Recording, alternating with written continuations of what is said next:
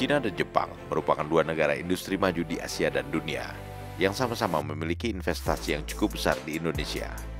Kedua negara ini memiliki kepentingan untuk memperoleh kepastian bahwa investasi mereka akan terus berlanjut pasca pemerintahan Presiden Joko Widodo. Mereka mengetahui bahwa Presiden terpilih Prabowo Subianto adalah presiden yang akan melanjutkan kebijakan dan program-program Jokowi, termasuk kerjasamanya dengan Jepang dan Cina. Itu sebabnya kedua negara besar ini segera mengundang Prabowo guna bertemu dengan Presiden dan Perdana Menterinya masing-masing. Meskipun secara resmi Prabowo diundang sebagai Menteri Pertahanan dan bertemu dengan Menteri Pertahanan kedua negara, namun penyambutan yang diterima Prabowo di Jepang dan Cina hampir tak ada bedanya dengan sambutan yang diberikan kepada seorang presiden dari negara lain.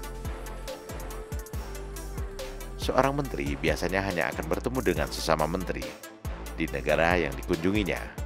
Namun Menteri Pertahanan Prabowo Subianto justru diundang khusus untuk bertemu dengan Presiden dan Perdana Menteri Cina, serta Perdana Menteri Jepang.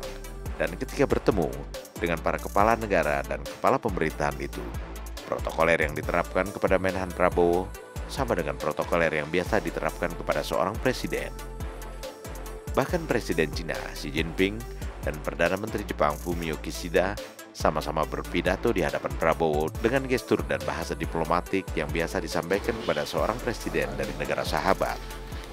始终从战略高度和长远角度看待中印尼关系，愿同印尼方一道跑好历史接力赛，持续深化全方位的战略合作，构建具有地区和全球影响力的中印尼命运共同体，为两国人民带来更多福祉，为地区和世界和平稳定繁荣做出大国贡献。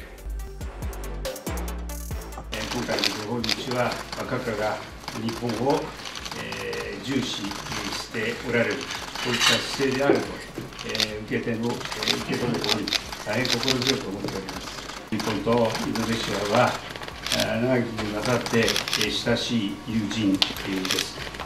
基本的な価値や原則、これを共有し、包括的戦略的パートナーシップ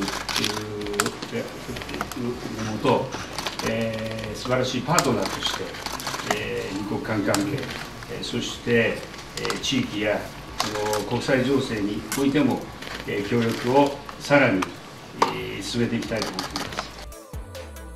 Kedua pemimpin negara itu sama-sama mengajukan keinginannya untuk melanjutkan kerjasama dengan Indonesia di berbagai bidang, seperti yang telah terjalin selama ini di bawah kepemimpinan Presiden Jokowi. Undangan yang dilayangkan pemerintah Cina dan pemerintah Jepang sekaligus merupakan pengakuan atas keterpilihan Prabowo Subianto sebagai Presiden Republik Indonesia ke-8 atau Presiden RI pasca Jokowi. Meskipun sengketa Pilpres 2024 masih berlangsung di Mahkamah Konstitusi. Perlu diketahui, Cina merupakan mitra dagang terbesar Indonesia dengan nilai sebesar 133,56 miliar dolar Amerika pada tahun 2023. Sedangkan nilai perdagangan Indonesia-Jepang mencapai sekitar 31,5 miliar dolar Amerika pada tahun yang sama.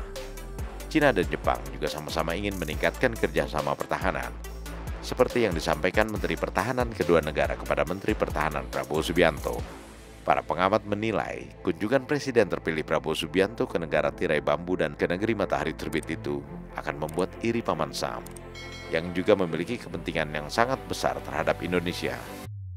Namun Prabowo Subianto yang sangat memahami persoalan geopolitik dipastikan akan mampu menjaga keseimbangan politik luar negeri sesuai prinsip politik bebas aktif yang dianut pemerintah Indonesia dari zaman ke zaman, termasuk keseimbangan dalam menghadapi krisis Laut Cina Selatan yang melibatkan Cina dan Amerika Serikat, sementara secara geografis, Indonesia berada di pusat krisis tersebut.